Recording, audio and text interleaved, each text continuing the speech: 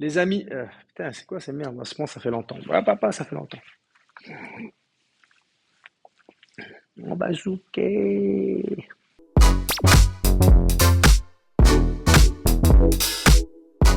Salut à tous, Abdel the Blade ici.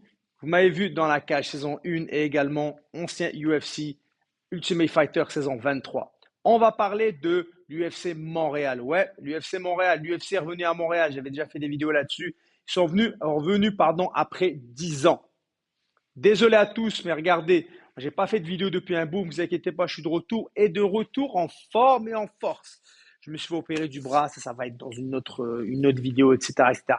Mais on va parler de l'UFC Montréal. Après 10 ans, l'UFC revient à Montréal pour nous donner une carte. Bon, il faut dire la vérité, la carte est pas terrible. La carte est pas terrible. Je m'attendais à mieux de la part de l'UFC. Mais heureusement qu'on a des combats qui vont être sensationnels. Heureusement qu'on va avoir des combats qui vont pouvoir nous donner un peu de frisson, etc. Je vais commencer par directement Ayman Zahabi, mon frérot, contre José Aldo. Ah, Ayman, je lui dis, pour une fois, je vais tenir avec toi. Je vais tenir contre José Aldo plutôt parce que Aldo est un de mes favoris de tous les temps. C'est un de mes combattants favoris de tous les temps. Il fait partie de mon top 5 des combattants de tous les temps. Et là, j'ai mon pote qui combat José Aldo. Ben les gars, vous avez compris, pour une fois, je vais tenir avec Ayman. C'est sûr et certain, mon cœur va avec Ayman, c'est mon pote, c'est mon frérot.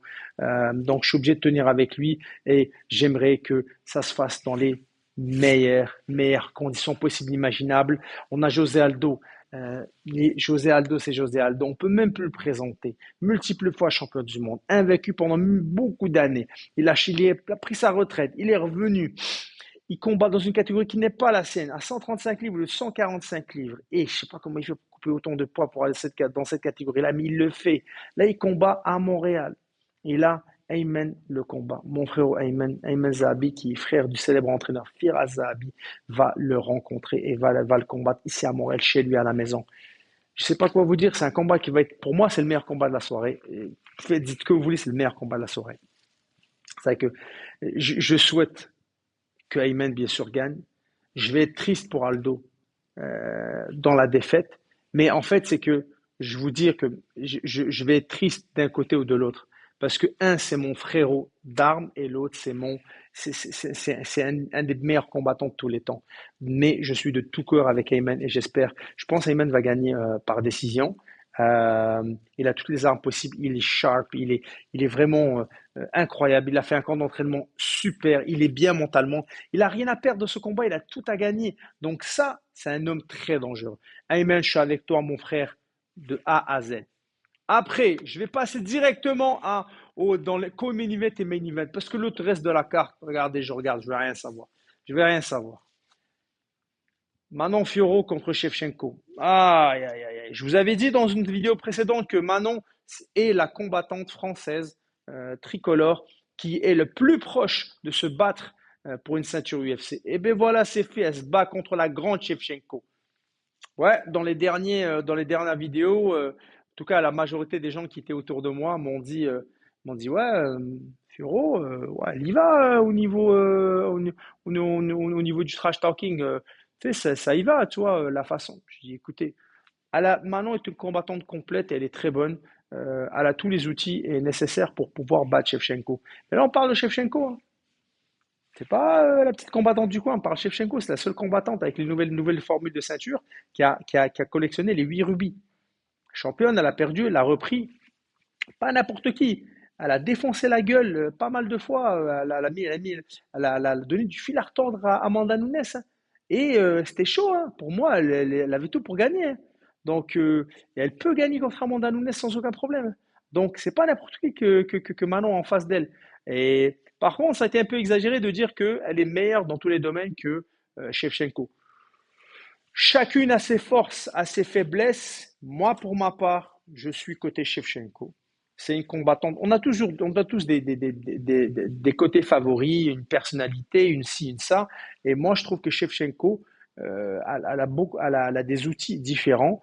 Et j'ai une combattante que je préfère plus. C'est comme à l'époque quand j'avais dit, écoute, j'ai rien contre Gann, mais c'est sûr que je suis avec John Jones. Donc, c'est pas parce que je suis contre quelqu'un. C'est comme là, Ayman, ben, je dois tenir de l'un ou de l'autre. Bon, ben voilà. Émotionnellement parlant, ben, je suis plus du côté d'Ayman. Donc là, moi, je dirais Shevchenko. Euh, Maintenant, à tous les outils, attention, tous les outils pour gagner. Mais si je devrais dire qui gagnait, je dirais Shevchenko sur le décision KO. De la part de Manon, je dirais plus décision si jamais c'est elle qui gagne. Maintenant, la grande finale. Bilal Mohamed contre Della Maddalena. On est tous déçus parce on voulait voir vraiment Shavkat se battre contre Bilal, mais il doit se faire opérer de la main. Donc si Bilal, mon ref, qui va se battre, et c'est sûr certain, je suis avec Bilal. On s'est parlé la dernière fois sur Instagram, je suis avec Bilal. Il est adorable, mais il s'est entraîné à Tristar en fait. Il faisait des allers-retours, c'est arrivé de s'entraîner à Tristar avant. Donc, c'est sûr que je suis avec lui, je le soutiens à 100% et je pense qu'il a tous les outils pour gagner ce combat sans aucun problème. Il va tout faire pour le gagner et je pense que il va rouler sur De la Maddalena. Je pense pas qu'il va avoir de mal. J'ai rien contre l'autre, c'est juste que je me souviens même pas c'est quand le dernier combat j'ai regardé de lui. Donc, je sais pas, sans offense, sans manque de respect, hein. Mais qui a déjà regardé un combat de lui? Personne. Donc, c'est ça. Puis, donc, moi, je dirais Bilal gagne, peu importe ce qui se passe. Bilal va gagner ce combat. Let's go, frérot. Victoire de Bilal. Maintenant, on va ouvrir une petite parenthèse. Déjà, hey, est-ce que tu t'es abonné? Est-ce que tu as partagé? Est-ce que tu as liké? T'inquiète pas, je fais des pauses, mais là, je suis revenu bien. La santé va mal. A été mal, pardon. Là, je reviens tranquillement. Je peux pas opérer du bras, l'autre bras va venir. Donc, abonne-toi, peu importe où tu es. N'oublie pas, il y a un lien. Tu vas, tu cliques, tu t'abonnes, tu me contactes, peu importe où tu vas. Je m'occupe de toi. L'UFC Montréal, après 10 ans, ils viennent, ils nous donnent une carte éclatée. À part ces trois combats-là, mais le reste, c'est quoi ça? Donc, les amis, je sais pas si ça va, je sais pas, les amis de Montréal, les francophones, etc., si vous avez déjà pris vos billets, ne prenez pas tout de suite, attendez dernière minute de prendre vos billets. Vous allez avoir de meilleurs prix, de meilleures places. Et c'est triste, mais l'UFC n'a pas vraiment respecté en fait la plateforme à Montréal, n'a pas respecté Montréal. Ils ont mis n'importe quoi comme combat, ils ont bourré ça n'importe comment.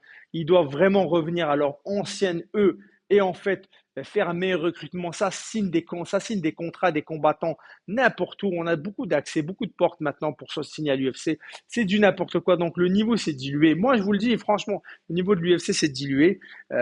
C'est dommage. Il faut qu'ils reviennent au top, à leur DNA, à leur essence, à leur fondation de nous donner les meilleurs combattants au monde et les meilleurs combats au monde. Et là, c'est pas terrible. Ils n'ont pas respecté Montréal.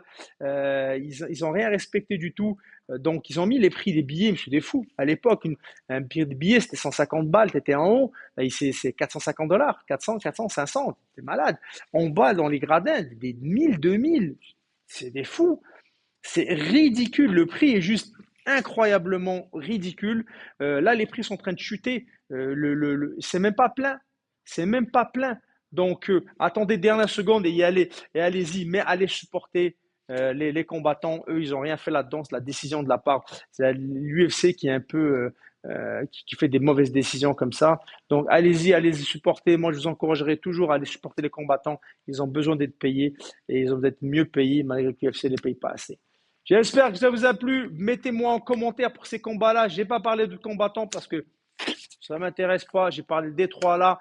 Ayman Aldo, Fioro, Shevchenko, Della Maddalena contre Bilal.